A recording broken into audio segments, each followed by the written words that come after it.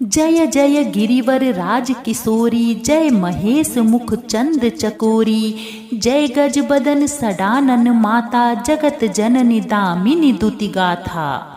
आप सभी माताओं बहनों को हरितालिका तीज की बहुत बहुत शुभकामनाएं।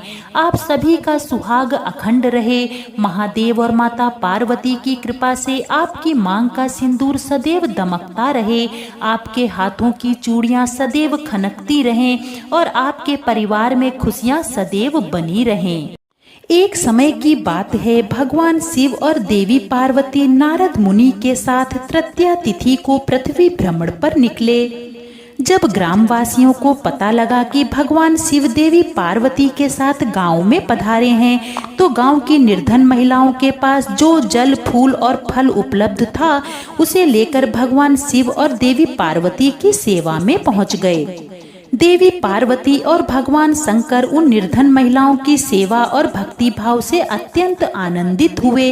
देवी पार्वती ने उस समय अपने हाथों में जल लेकर उन निर्धन महिलाओं पर सुहाग रस छिड़क दिया। देवी पार्वती ने उन निर्धन महिलाओं से कहा कि तुम सभी का सुहाग सदैव अटल रहेगा। उन निर्धन महिलाओं के जाने के बाद उस गांव की धनी महिलाओं की टोली हाथों में विभिन्न प्रकार के पकवान सजाकर माता पार्वती और शिव शंकर की सेवा में आई। देवी पार्वती की ओर देखकर भगवान शिव जी ने कहा, तुमने तो सारा सुहाग रस निर्धन महिलाओं में बांट दिया है, अब इन्हें क्या दोगी? देवी पार्वती ने तब भगवान शंकर की ओर देखकर कहा कि उन निर्धन महिलाओं के ऊपर मैंने सुहाग रस छिड़का था, इन धनी महिलाओं को मैं अपने समान सौभाग्य का आशीर्वाद प्रदान करूंगी।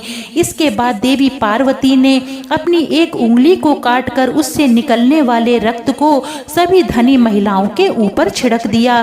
जिसके ऊपर जैसा रक्त गिरता गया, उसे उतना ही सुहाग मिलता गया। इस तरह तृतीया तिथि के दिन निर्धन और धनी महिलाओं को माता पार्वती ने सुहाग बांटा।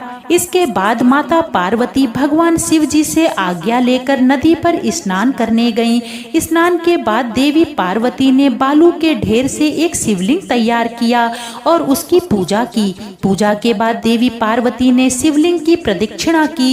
इसी समय उस शिवलिंग से शिवजी प्रकट हुए और देवी पार्वती से कहा, तीज के दिन जो भी सुहागन महिलाएं शिव और गौरी जी की पूजा करेंगी, उन्हें अटल सुहाग प्राप्त होगा। इधर शिव जी की पूजा करते हुए देवी पार्वती को काफी समय हो गया, तो वह लौटकर वहां आई जहां पर शिव जी विराजमान थे।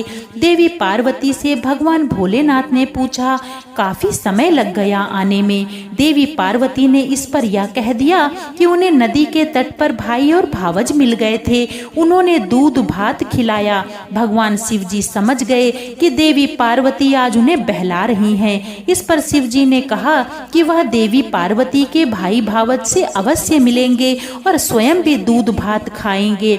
शिव जी देवी पार्वती और नारद जी के साथ नदी तट की ओर चल पड़े।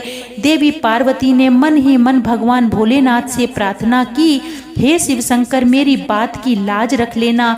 जब भगवान शिव नदी के तट पर पहुंचे तो वहां उन्हें एक महल दिखा। उसमें देवी पार्वती के भाई और भावज थे। कुछ समय तक शिव जी और पार्वती उस भवन में रहे। फिर देवी पार्वती ने भगवान शिव से कैलाश चलने की जिद की, लेकिन शिव जी जाना नहीं चाह रहे थे, तो देवी पार्वती अकेले ही वहां से विदा हो गईं। इस पर भगवान शिव को भी देवी पार्वती जी के साथ जाना पड़ा। अचानक से भगवान शिव ने कहा, अरे मेरी तो माला वहीं भवन में रह गई है। नारद जी को शिव जी ने माला लाने के लिए भेजा। नारद जी जब नदी तट पर पहुंचे तो ना तो वहां भवन था, न देवी पार्वती के भाई भावज थे। उन्हें एक पेड़ पर भगवान शिव की माला लटकी हुई मिली। नारद जी माला लेकर शिव जी के पास गए और माला देकर बोले, प्रभु यह कैसी माया है? जब मैं माला लेने गया तो वहाँ कोई भवन नहीं था, बस जंगल जंगल ही जंगल था। एक पेड़ पर माला लटकी मिली। इस पर शिव पार्वती मुस्कुराए और भगवान शिव बोले, यह तो सब देवी पार्वती की माया है। इस पर देवी पार्वती ने कहा, नहीं नहीं, यह सब भोलेनाथ की माया है।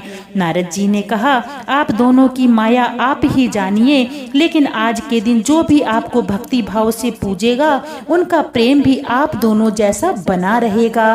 बोलिए शिव शंकर भोलेनाथ की जय, माता पार्वती की जय।